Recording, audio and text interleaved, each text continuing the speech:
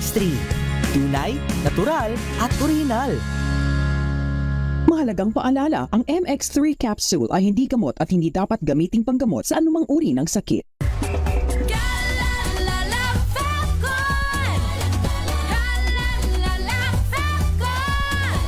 Ang bango ng sampayan, tara na magsayawan! Calefabcon, amoy nakaka-joyful!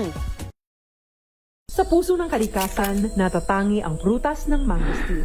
Ito ay nagtataglay ng antioxidant compounds na alpha, beta at gamma mangosteen. Ang MX3 capsule ay isang food supplement na gawa sa natural na mangosteen. Ito ay tested and proven to help avoid knee joint pain discomfort para iwas-iwas sa sakit with long-term supplementation 2 capsules daily. MX3 capsule, tunay, natural at orihinal. Mahalagang paalala, ang MX3 capsule ay hindi gamot at hindi dapat gamiting panggamot sa anumang uri ng sakit.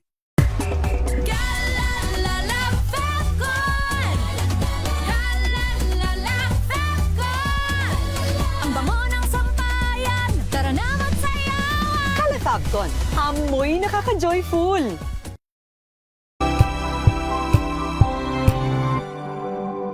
Sa loob ng 86 na taon, DZRH ang naging kaagapay ng mga Pilipino sa balita, sa serbisyo at sa bawat kwento.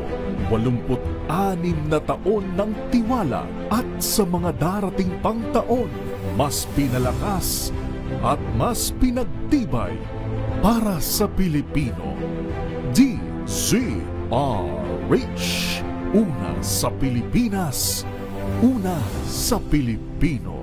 Serbisyong tapat sa'yo, DZRH.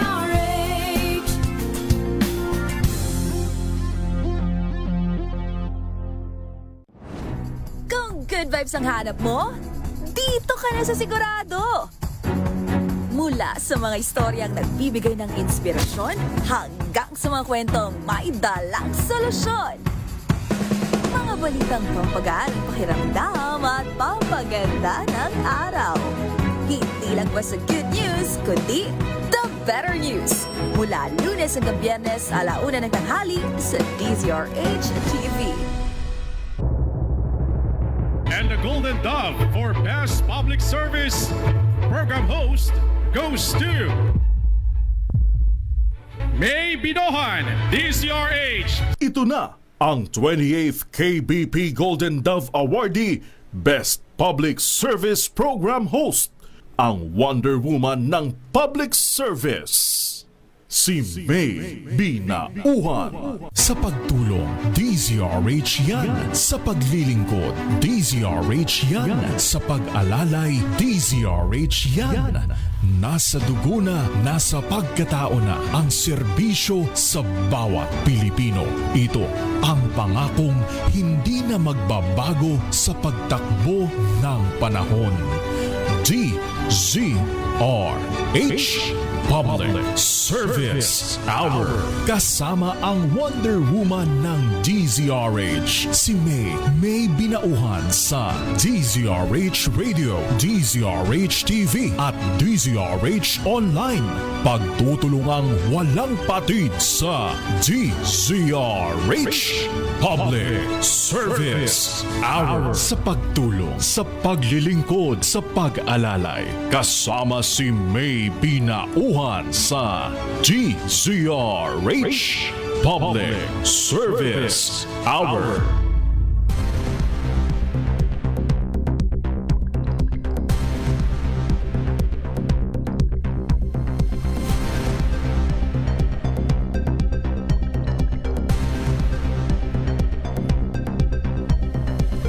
Magandang hapon Luzon, Visayas at Mindanao.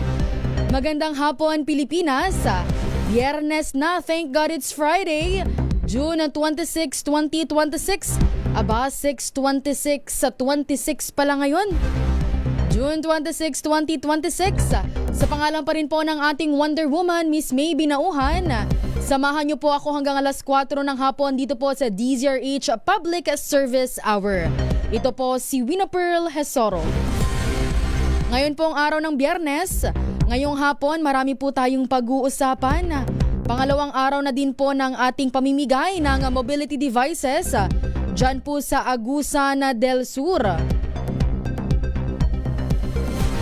Sa dalawang araw nga po ang pamamahagi ng mobility devices, hatid po ng Rotary Club of Makati F. Zobel at 8 pang Rotary Club kasama po ang DZRH Operation Tulong ay humigit kumulang 200 na po ang nabibigyan po nitong mobility devices. Mamaya-maya po makakausap natin ang ating Wonder Woman na si Miss May Binauhan at syempre ang team DZRH Operation Tulong na si Aiza Gabriel. Mamaya-maya po yan. At syempre ngayong hapon din po, atin ding pag-uusapan ito pong mga bagong kaso ng naitatalang HIV cases. Dahil nasa 4,633 na po ang bagong kaso ng HIV ang naitatala po sa bansa mula po January 2026 hanggang March 2026. Sinasabi nga po nga 9% na mas mataas ito kaysa sa parehong kapanahon noong nakaraang taon. Dito nga po sa atin sa Pilipinas, meron pa rin pong stigma o kakulangan ng kaalaman tungkol po sa HIV. Dahilan po para marami pa rin ang takot na sumangguni o magpa-test. Kaya po ngayong hapon, kasabay po ng pagdiriwang ng Pride Month, makakasama po natin ang isang organisasyon. Sila po ang nagsusulong ng libre, ligtas at confidential services na may kaugnayan po sa HIV. Mamaya-maya po makakausap natin ang presidente po ng Gabay Community Center na si Dana Crist Reyes. Mamaya po yan. Pero kanina pong umaga, ito pong binabantayan nating bagyo ay nakalabas na po ng Philippine Area of Responsibility. Ayon po sa Pag-asa, huling namataan po itong bagyo sa layong 1,310 kilometers, silangan-hilagang silangan ng extreme northern Luzon at taglay pa rin po ang lakas na hangin na 95 kilometers per hour at bugson hanggang 115 kilometers per hour. Dahil papalayo na po itong bagyo, wala pong direktang epekto sa lupa at wala na rin pong nakataas na signal sa ating bansa. Pero makikibalita pa rin po tayo sa DOST Pag-asa sa pamamagitan po ni Sir Dr. John Manalo. Dr. John, kamusta po ang kalagayan ng ating panahon? Ano po ba ang aasahan natin ngayong weekend? Ngayong weekends po ay mas pababawasan pa yung influensya ng southwest monsoon, pero mananatili pa rin na maulap, lalo na dito sa western section ng ating bansa, particular na dito sa Zambales, Bataan, Occidental Mindoro. May mga potential po ng pag-ulan dun sa mga binanggit natin na probinsya. Samantala, patuloy na magiging maulap po dito sa Metro Manila, Ilocos Region, Cordillera Administrative Region, Cagayan Valley Region, Calabarzon, Western Visayas, natitirang bahagi ng Central Luzon at natitirang bahagi ng Mimaropa. Yung po sabihin ng maulap ay bahagyang mataas yung chance ng mga pagulan. Yung mga passing clouds lang po katulad nung naranasan natin dito sa Quezon City, kanina lang at panandalian lang ng mga pagulan niyon. At sa weekend po ay ganito rin yung mararanasan natin. Bahagyang mas mababawasan lang yung chance ng mga pagulan, pero posible pa rin yung mga localized thunderstorms. Bago po matapos yung buwan ng June at sa first week din ng July, may potential po na may mamuo na low pressure area, pero pa ngayon kung mabubuo ba siya na isang bagyo ay nananatili po na mababa pa rin yung chance. Pero gusto rin po natin na ipagbigay alam sa mga kababayan natin dito sa Eastern Visayas, sa Bicol Region at sa Caraga Region na yung cloud cluster na minomonitor natin, ito rin po yung may potential na maging low pressure area ay magmumove po. Ilos po yan pa westward, kaya posible na makaranas ng maulap na kalangitan over the weekend or Monday and Tuesday, yung mga kababayan natin sa mga binanggit na lugar. Yan po yung ating update mula dito. Opo, Dr. Jan, ulitin ko lang po, tama po ba Dr. Jan, parang next week, first week ng buwan ng July, meron na po ang low pressure area? Yes po, actually, may binabantayan din tayo na cloud cluster dito sa labas ng part, sa eastern part ng Visayas at Mindanao. Pero sa ngayon po, Dr. Jan, hindi pa naman po natin nakakita na magiging malakas po ito. Yes po, tama po yan. Apo. Okay po. Maraming salamat po, Dr. Jan. Maraming salamat din po at ingat po tayo. Sa pagtulong, sa paglilingkod, sa pag-alalay, kasama si May Binauhan sa DZRH Public Service Hour. Ang nakausap po natin mula po sa DOST Pag-asa, si Dr. Jana Manalo. Binabanggit niya po first week po ng buwan ng July. Kakapasok pa lang, pagpasok pa lang ng buwan ng Hulyo. Meron na pong LPA, low pressure area, na posibleng pumasok po sa Philippine Area of Responsibility. Ay ipanalangin na lang po natin na sana wag na po itong lumakas pa. Pero sa punto pong ito, atin na po makakausap ang presidente po ng Gabay Community Center na si Sir Dan Cris Reyes. Dahil nga po nasa 4,633 na po ang bagong kaso nito pong HIV ang naitatala po sa ating bansa simula po January 2026 hanggang nitong March 2026. Kaya po kasabay ng pagdiriwang ng Pride Month, makakasama po natin si Sir Dan na nagsusulong po ng isang libre, ligtas at confidential services na may kaugnayan po sa HIV. Magandang hapon po, Sir Dan. Hello po, magandang araw po sa ating lahat. Sir Dan, magandang hapon po. Unang-unang tanong ko na po sa inyo, Sir Dan, ano po ba ang kahalagan po nitong ating accessible at libreng HIV testing po para po sa ating mga kababayan? Opo, no. Una po sa lahat, ito ay isang mahalagang component ng ating gobyerno at binibigay ng mga NGO katulad po ng Gabay Community Center para po yung ating mga kababayan po, lalo na po yung mga nasa komunidad, maka-access po ng libreng HIV test. At the same time po ay malaman po nila yung kanilang HIV status po. Sa pamamagitan po nito, kapag nalaman po nila yung kanilang HIV status, kung sakali man ito po ay mag-reactive or mag-non-reactive, at least po alam po nila yung kanilang magiging plano na sa mga susunod na buwan. Kung sakali pong magiging reactive po ito, ang mangyayari po ay sila po ay mag-link to care sa mga kanilang mga hospital or mga social hygiene clinic na pipiliin po nila.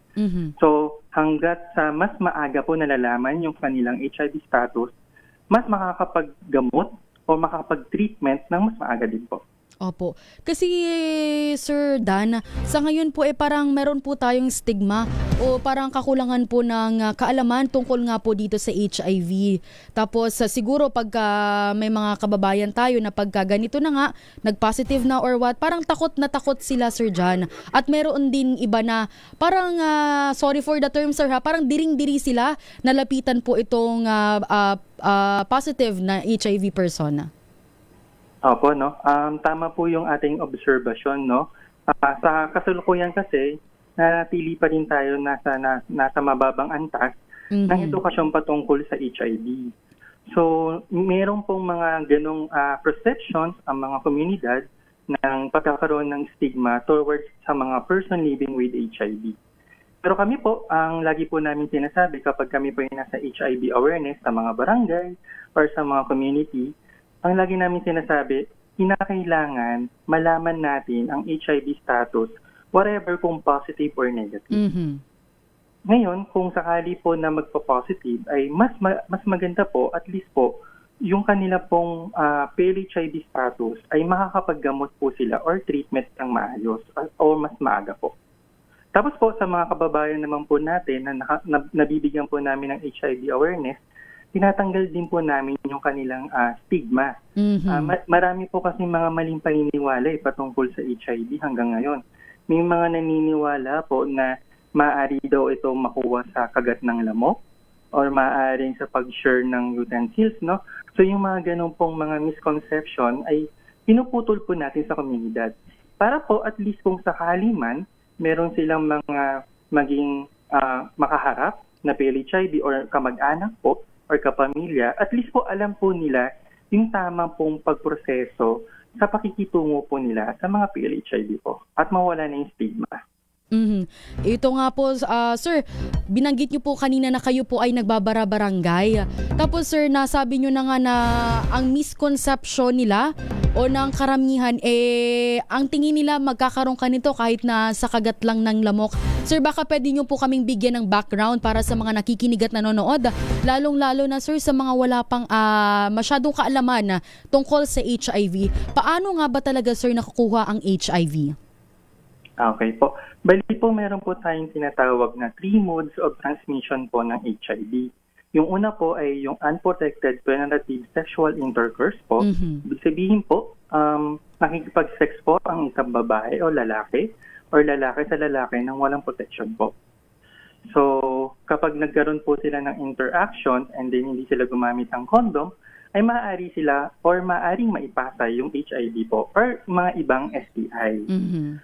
Pangalawa, ito po yung tinatawag po natin na unprotected or sharing needles po. Mhm. Ibig sabihin po, yung infected po na needles ay na-share po doon sa mga kapwa po nila na kategorya po ng PWID. Ito po yung mga PWID, yung person with injecting drugs po. Maaari po kasi na mahawaan po o makakapaghawa kapag nag-share po ng mga infected needles po. Galing po sa taong may HIV or may STI po katulad po ng hepatitis B. Mhm. Yung pangatlo naman po, ito po yung infected mother-to-child transmission.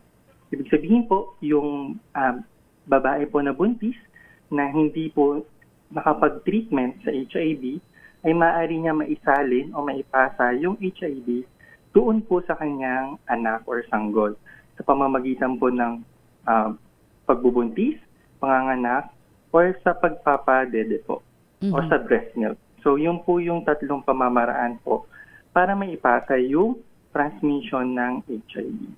Opo. Sir Dan, dalawang tanong lang po, susugan ko po itong ating binabanggit kanina. Bakit nga ba, Sir Dan, marami pa ring tao ang natatakot po na magpa-test dito po sa HIV? At Sir Dan, yung binanggit niyo po kanina na number 1, kaya nagkakaroon ng HIV ang isang tao ay dahil minsan o hindi minsan, hindi sila gumagamit ng proteksyon. Bakit nga ba, Sir, may mga tao na masyado pa ring nahihiya na bumili nitong protection? O kaya naman, kung hindi naman nahihiya, ayaw nilang bumili, Sir Dana? Opo. Sa lente po ng social worker po, nakikita po namin na meron pong in denial yung mga tao o karamihan sa mga tao patungkol sa pagpapatest po sa kanilang HIV status. Lagi po nilang sinasabi na wala naman ako niyan or hindi naman ako nakikipag-sex kani-kanino or maaari meron silang in denial na alam na nila yung ginagawa nila ay mali pero pilit pa rin nila na tinatago yung pagkakamali at ayaw nila magpatest. So in denial stage po sila. Kaya po mahalaga dun sa awareness is yung pagpapatibay ng mga tamang impormasyon patungkol sa HIV. So, lagi po namin sinasabi kung ito po o yung isang tao po ay active or aktibo sa sexual engagement, kailangan niya magpa HIV test at magkaroon siya ng access sa condom and lubricant. So, sa pangalawang tanong niyo po, ma'am, actually ang condom po natin pwede na po siyang ma-access sa mga government facility like mga treatment hubs and then mga social hygiene clinics ng mga LGU at kami pong mga non-government organization katulad po ng Gabay Community Center. Ang karamihan kasi ngayon, ang kultura ng nating mga Pilipino, laging inuugnay ang condom sa kabastusan. So, lagi nilang sinasabi na kapag nakikita nila yung mga kabataan or yung mga younger section natin na kapag may nag-a-access o bumibili ng condom ay iniisip na ito ay mali, no? So mayroon silang mga ganung pag-iisip, no? Which is yun yung binibreak natin. Lagi natin sinasabi sa ating HIV awareness na mahalaga na meron tayong access sa condom, mahalaga na mag-condom tuwing makikipag-sex kasi hindi lang naman HIV ang pinipigilan nito. With the same din ng mga STI, at the same time, ang Pilipinas ay isa din sa mga mataasang datos pagdating sa unwanted pregnancy. So, dalawa po yung binibreak ng paggamit ng condom, yung STI or HIV and then yung mga unwanted pregnancy. Kaya mahalaga ngayon na dapat tuloy-tuloy yung pag-access nila o pagbibigay ng ating gobyerno ng condom sa community po. Speaking of access, Sir Dan, ano nga po ang proseso nito natin sa libreng HIV testing at gaano po ito ka-accessible po sa publiko? Sa amin po, no, sa Gabay Community Center, kami po ay bukas mula Tuesday hanggang Saturday and then 10 o'clock hanggang 6 o'clock ng gabi ay bukas po kami. Pero kapag meron pong mga gusto po magpa-test, ay binibigay po namin yung aming available tuwing linggo po. Pagdating po sa mga government facility, lagi po silang bukas from Monday hanggang Friday po. 8 o'clock hanggang 5 p.m. po ng hapon. So, ang mga pwede pong makapag-access ng HIV testing, sa batas po kasi ngayon yung RA 11166 ay pwede na magkaroon ng access sa HIV test ang mga 15 years old pataas po. 15, Sir Dan, 15 years old pataas. Yes po. Pinapayagan na po yan ng kahit wala pong parental consent, ang mga 15 years old pataas na makapag-test sila ng HIV. At hindi lang makapag-test, kundi makapag-access na rin ng mga condom po para sa kanilang protection. Opo. Paano naman, Sir Dan, pagka meron pong lumapit sa inyo na binabanggit, gusto ko pong hindi malaman ng ganto, ng ganyan, paano nyo, Sir, sinisiguro po ang privacy at confidentiality po ng mga nagpapasuri? Opo, isa po yan sa pinaka number 1 na proseso na ginagawa po namin na dapat yung confidentiality po ng mga taong nagpapatest ay yun po yung aming sinisigurado. Hindi lang naman po sa aming organisasyon but sa lahat po ng mga government and private clinics na confidentiality yung pinakamataas po na kino-consider po namin. No? Actually nga po, kahit nga po nasa community po kami, halimbawa po, meron po kaming HIV awareness and HIV screening sa mismong barangay ng Covercourt. Pinapanatili pa rin namin confidential yung aming sinasagawang HIV screening. No? So, nandun kami sa isang room or maaari kung wala mang room, ay nagkakaroon kami ng isang pribadong section doon sa Covercourt. No? Hindi namin pinapalapit yung mga tao. At the same time, no, kung ano man yung magiging resulta, doon lang sa mga nagbibigay ng resulta, yung tinatawag nating counselor, at yung sa mga kliyente na nagpapatest, yung makakaalam ng resulta. So hindi po natin to binibigay sa mga barangay official or sa mga leaders po ng komunidad. Hindi po natin binibigay yung mga result po nila sa HIV.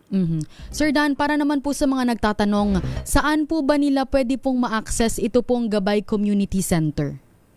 Opo, no? Ang Gabay Community Center po ay isang organisasyon na maaari nyo pong mapuntahan sa Phase 8, Bagong Silang po, Caloocan City.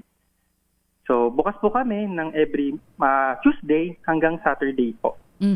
At Sir Dan, syempre kung maaga pong na-detect itong HIV, paano naman po nakakatulong ito para po sa ating mga kababayan?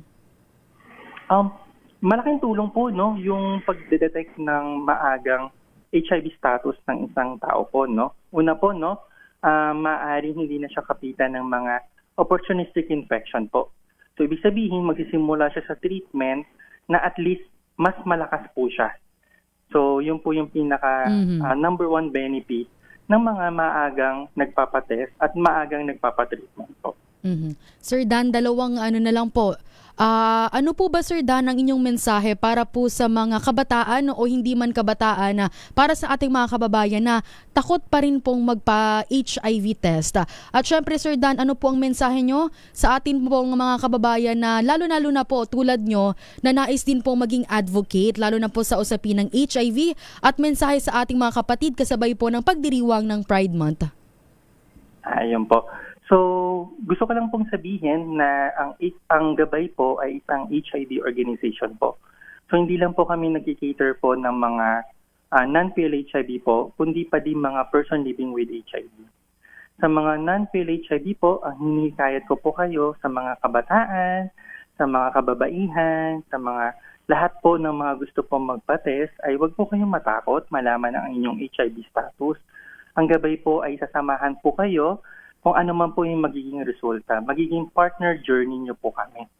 Pagdating po sa mga person living with HIV, ang mensahe po namin sa kanila ay kami po ay isang community organization po na partner po kami ng AHF Philippines po.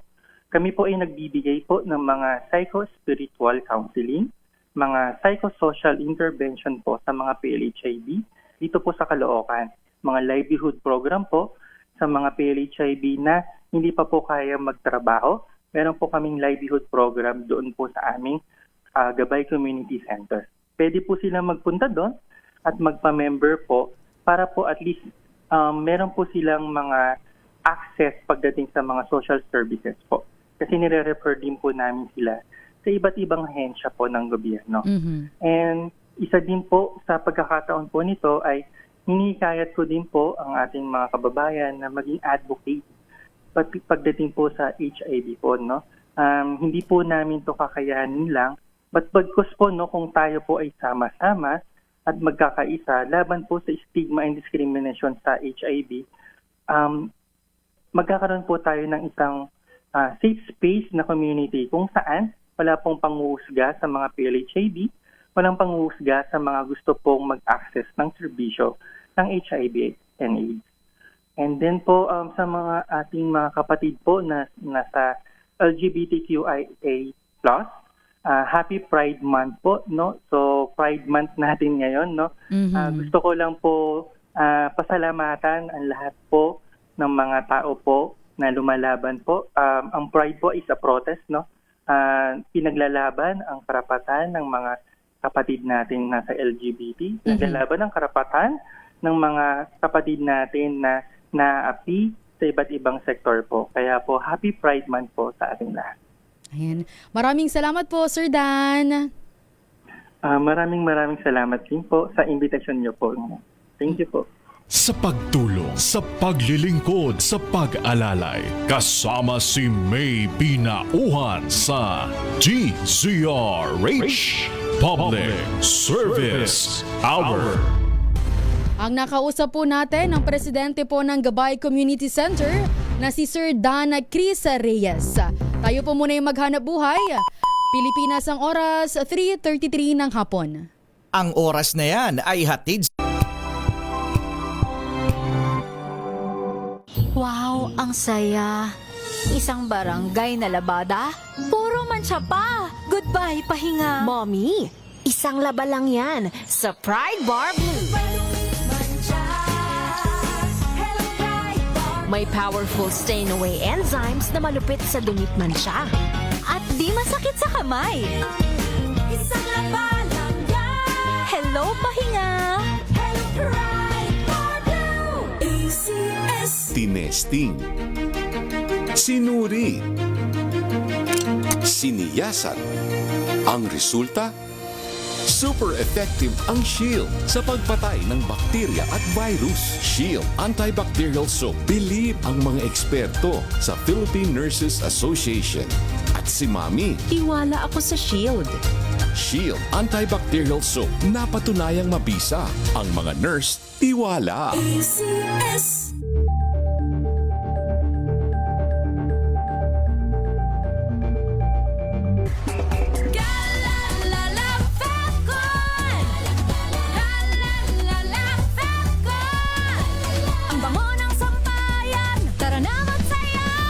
Fabcon, amoy nakaka-joyful.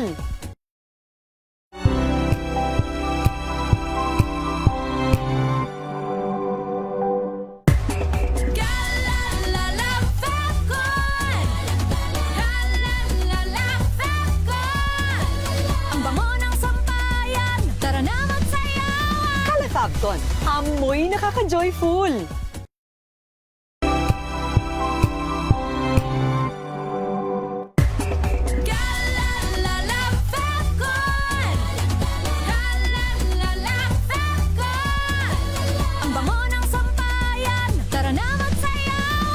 Fabcon, amoy nakaka-joyful.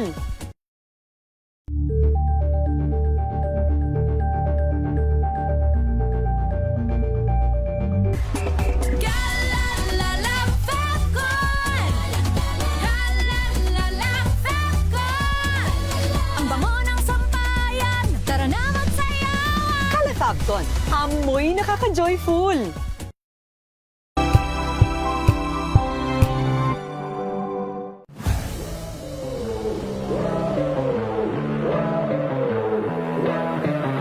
Nakarinig lang ako ng bola sa court, takbo na ako dun sa...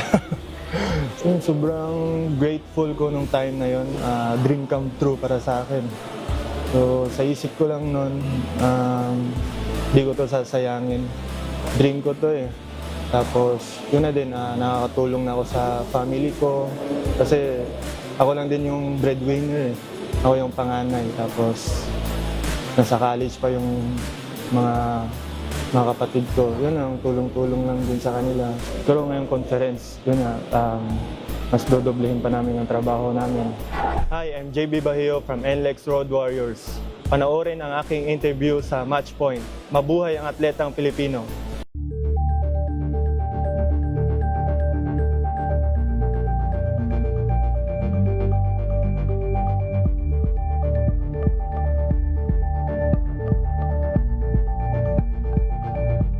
This Saturday on Scene Zone, chikahan with indie darling Clara Benin at rewind din tayo sa Senti Feels na hatid ng kanyang Really Got Me Thinking concert.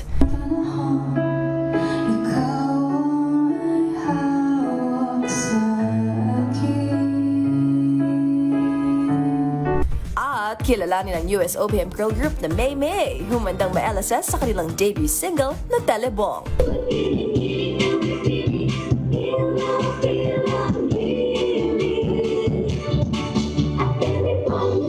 Alas 12 ng tanghali, dito lang sa DZRH TV.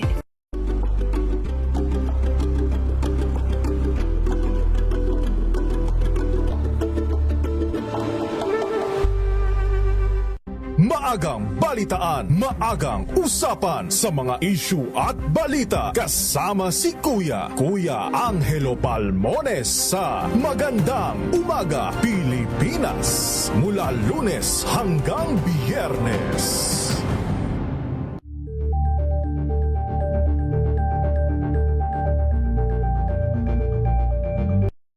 Mga balitang gigising sa inyong umaga. Mga balitang kailangan mong malaman. Mapapakinggan sa ACS Balita sa 2x2. Kasama sina Anthony Taberna at Jerry Baha. Lunes hanggang Biyernes.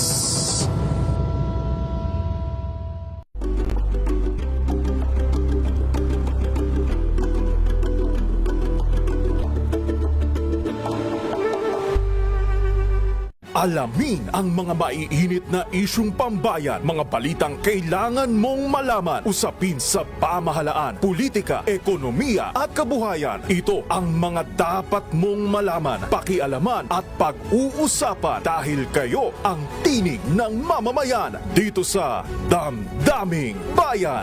Live sa DZRH Radio, DZRH TV at DZRH Digital. Kasama sina Lakay, Deo Macalma at Elaine Apit. Araw-araw, Lunes hanggang Biyernes. Damdaming Bayan.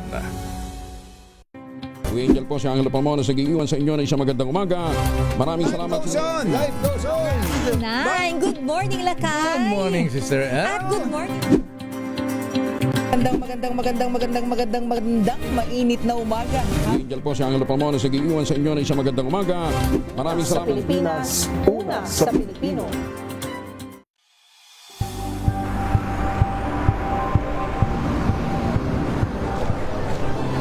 Ating mga eksperto dito lang sa Expert Opinion. Ito ang The Better News. TNVS. Trending and isang kwento, iba't ibang anggulo. Dito sa Point. Bawat pananagutan ating tatalakayin dito sa Hoy. Bawal yan.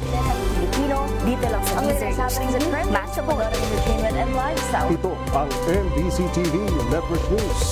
Una sa Pilipinas, una sa Pilipino. Sa pagtulong, sa paglilingkod, sa pag-alalay, kasama si May Pinauhan sa DZRH Public Service Hour.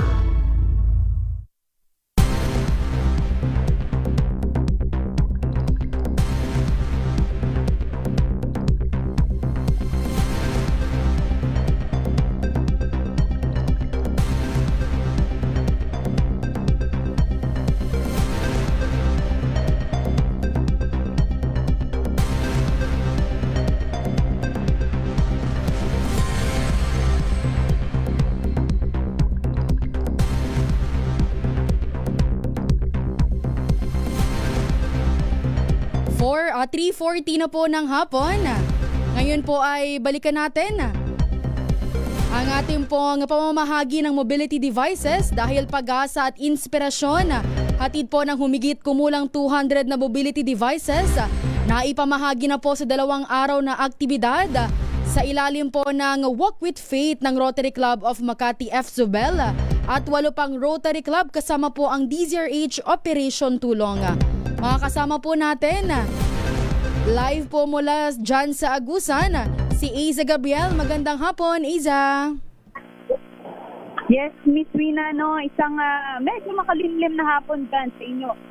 Sa studio, nandito pa rin nga tayo sa Butuan City, partikular na sa North Atrium ng Robinson, Butuan, kung saan halos katatapos lamang ng isinagawa nating 2 days na programa ng pamamahagi ng mga mobility devices sa pamamagitan na rin ng ating mga partner Rotaries, ang siyam na partner na Rotaries katuwang ang The Church of Latter-day Saints, kung saan Miss Mina, ang nakakatuwa dahil nasa humigit kumulang 200 mga kababayan natin dito sa Agusan del Norte, ang nabahagian natin, ang makikinabang sa mga mobility devices na ipamigay sa 2 days na programa na ito. Miss Mina, ngayong araw nga ay nasa 68 barangay mula dito sa Butuan City ang nakilahok at nabigyan ng mga mobility devices, partikular na ng wheelchairs at ilang mga walkers para sa ating mga senior citizens na talaga namang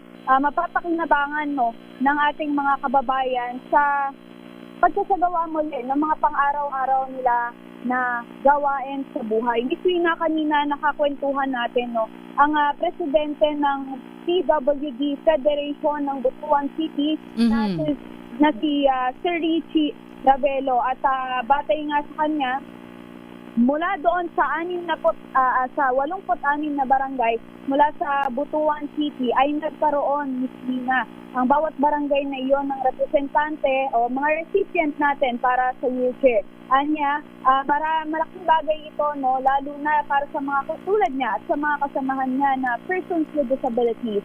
Dahil bagamat may yung ilan na mga recipient ay mayroon ng ginagamit ng mga wheelchairs, dyan sa mga videos na ibinibigay natin na ipanigurado na ipa-flash sa TV ngayon, meron talaga tayong mga kababayan na yung wheelchair ay talagang palitin na. At itong wheelchair na ito na ipinamahagi nga ng particular na ng sponsors natin na Rotary, ang Rotary Club of Makati at Zubel, katuwang ang The Church of Jesus Christ of Latter-day Saints, mas magaang ang magiging paggalaw na ng mga kababayan nating PWD.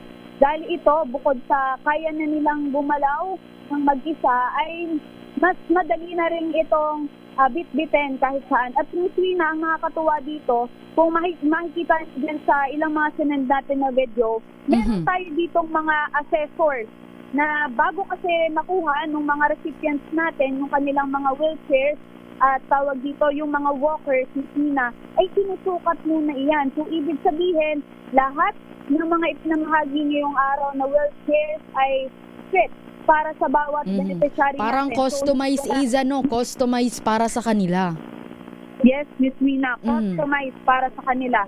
At maski doon sa pangangailangan nila, kaya naman hindi mga bata na nabigyan, may mga pasyente tayo na nabigyan, mga may cerebral palsy patients tayo na nabahagian ng wheelchair, na kung saan yung talagang may isang magulang medyo mahina lang ang signal natin at hindi natin na isang yung match, pero may isang nanay kanina na talagang naluha sa labis na saya para doon sa kanyang anak, dahil sabi nga niya kanina sa araw-araw na binubuhat niya yung anak niya, ngayong makatanggap na siya ng wheelchair para doon sa anak niya na may cerebral palsy, mas mandali na niyang maidadala kahit saan yung anak niya.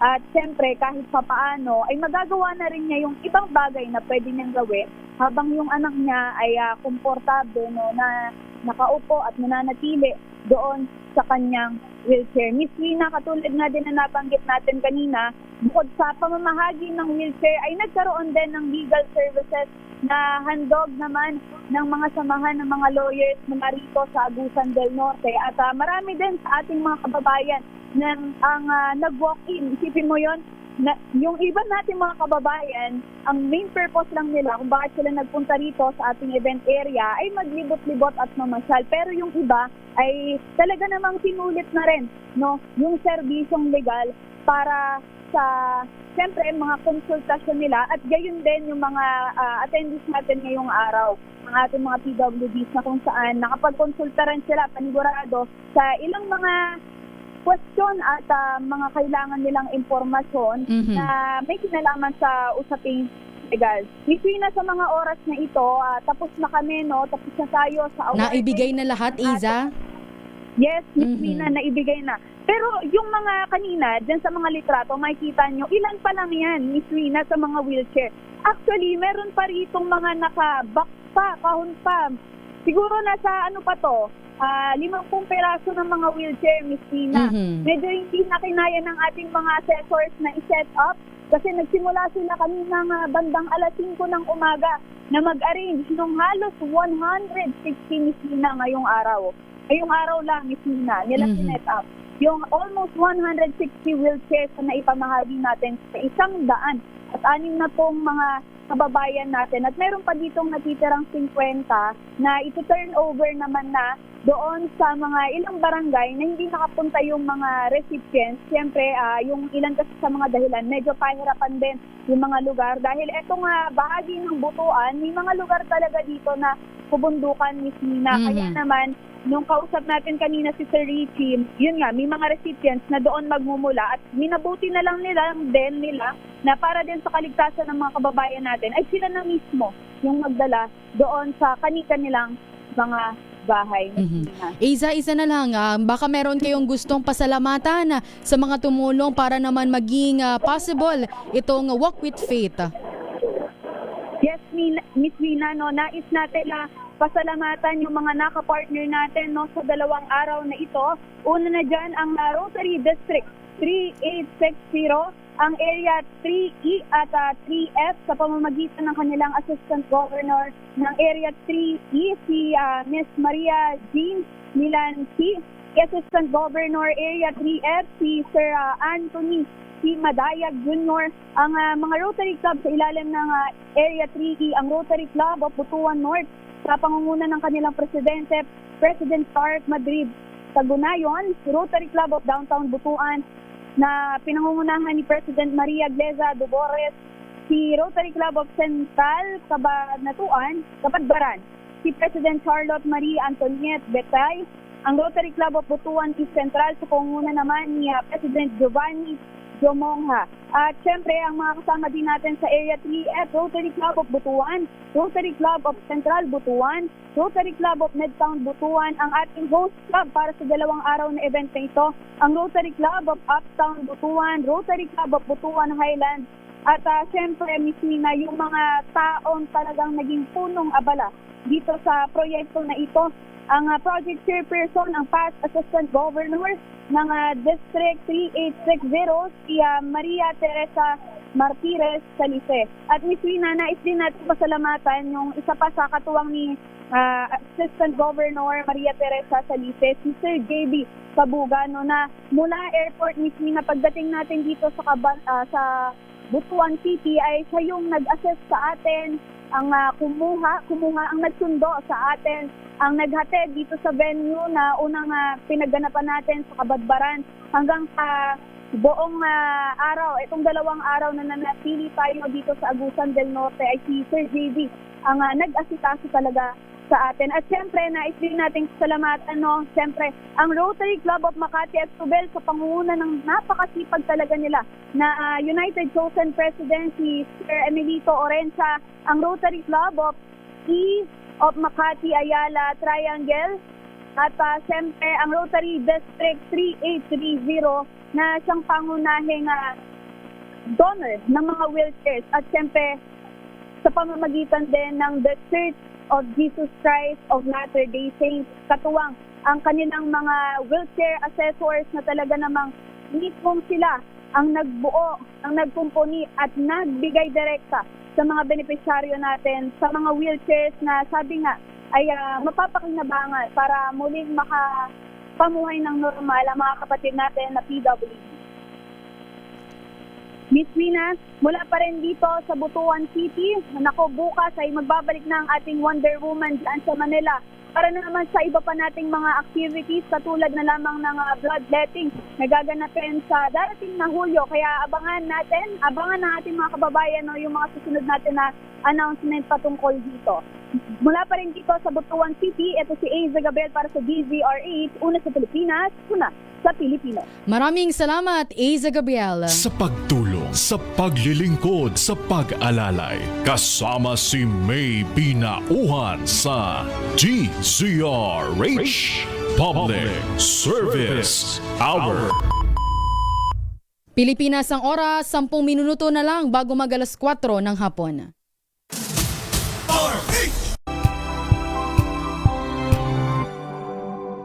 Tumunog na ang gantingan para sa kalikasan.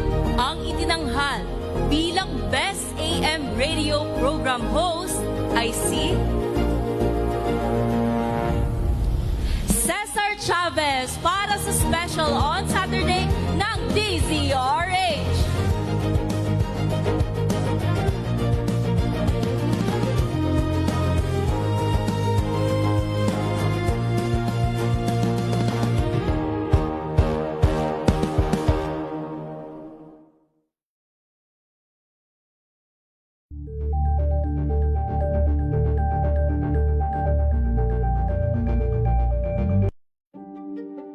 Buklatin ang mga pahina.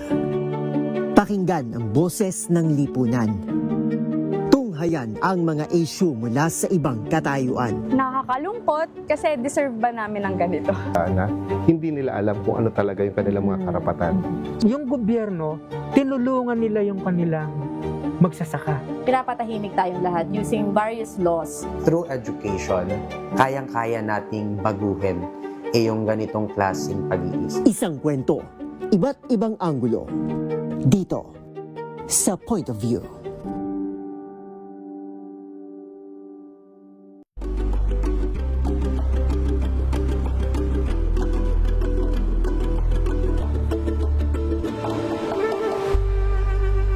Tambalang Anthony Taberna at Jerry Baha ang gigising sa inyong umaga dahil lalatay ang humahagupit na diskusyon at komentaryo Lunes hanggang Biyernes sa 2x2.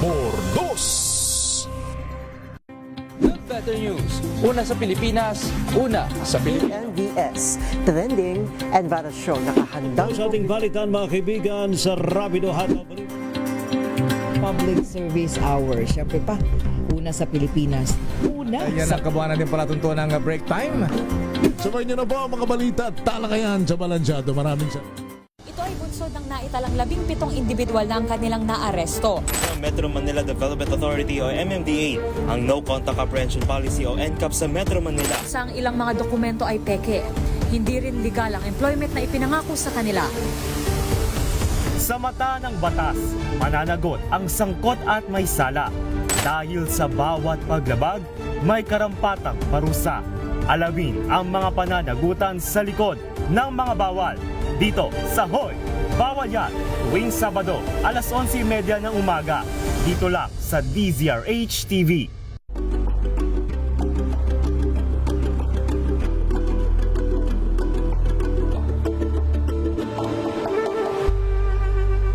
Tumunog na ang gantingan para sa kalikasan. Ang nagkamit ng parangal bilang Best News Anchor ay walang iba kundi si Angelo Palmones ng Magandang Umaga Pilipinas, DZRH Radio 666 kHz.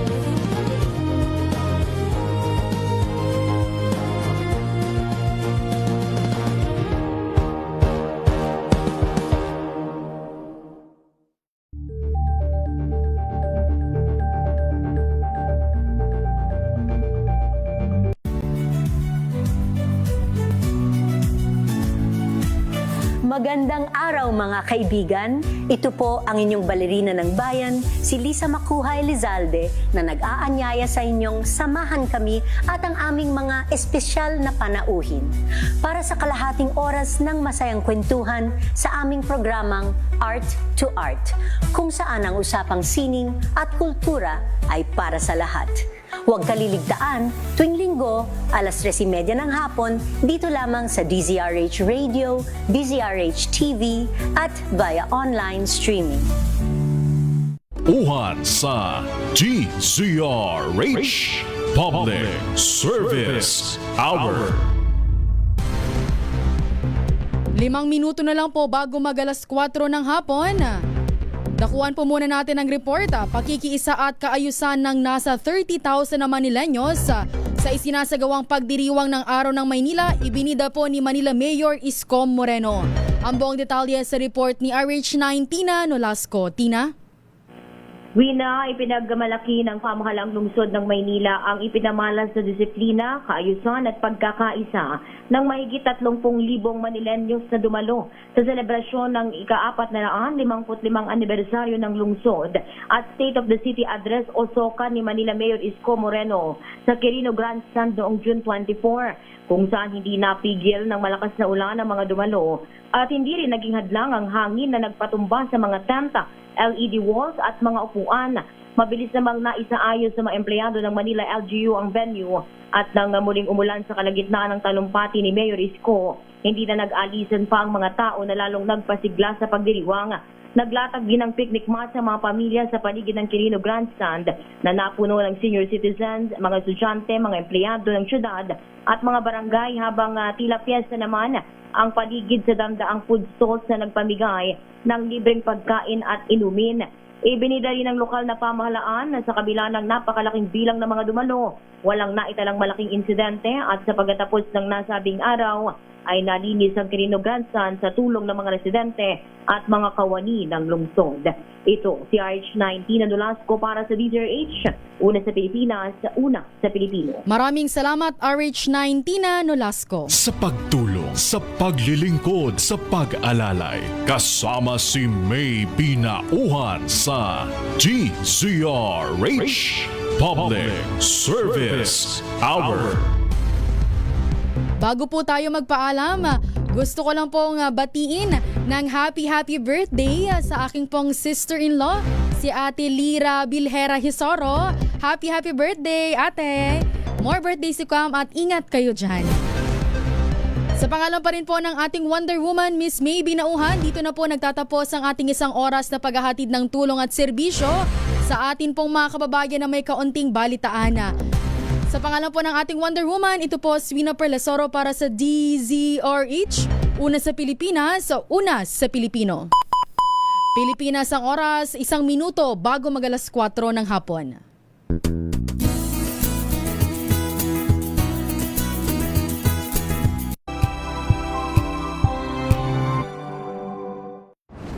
Kung good vibes ang hanap mo, dito ka na sa Sigurado! Mula sa mga istoryang nagbibigay ng inspirasyon hanggang sa mga kwentong may dalang solusyon. Mga balitang pampagaan, pakiramdam at pampaganda ng